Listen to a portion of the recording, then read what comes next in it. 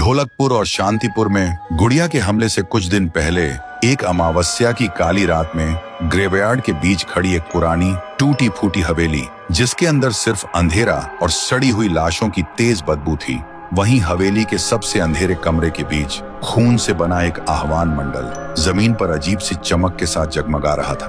उसके बीच एक पुरानी गुड़िया रखी थी और आह्वान मंडल के इर्द गिर्द 3 तांत्रिक उस गुड़िया पर श्रापित काला जादू की विधि कर रहे थे। 3 तांत्रिकों की आवाज एक साथ गूंज रही थी। मंत्र इतने भयानक, इतने गहरे थे कि जैसे हर श्रापित अंधेरों के आत्मा को आजाद कर रहा हो। तभी हवेली के अंदर चारों तरफ से हर तरह के भूत प्रेत की आत्माएं हवा को चीरते हुए सीधा उस गुड़िया के अंदर घुसने लगी। और जैसे ही आखिरी आत्मा घुसी, गुड़िया की आंख खुल गई और अचानक वो 3 तांत्रिक टुकड़े टुकड़े होकर बिखर गए। तभी गुड़िया उठती है और जोर जोर से हंसने लगती है।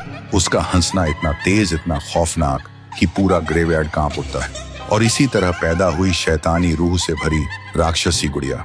फिर एक दिन गांव के कोने में 2 छोटी बच्ची गाना गाते गाते खेल रही थी। तभी वो गुड़िया आती है और 2 बच्चों का गाना चुपचाप एक अजीब सी मुस्कान के साथ सुनने लगती है। उसकी हरकतें एकदम अजीब थी और जैसे ही बच्चों ने उस गुड़िया को देखा, उनका गाना एकदम बीच में रुक गया, क्योंकि इससे पहले उन्होंने कभी चलती हुई गुड़िया नहीं देखी थी। अगले ही पल वो गुड़िया दोनों बच्चों के करीब आई और उनका खून चूस कर दोनों को मार देती है।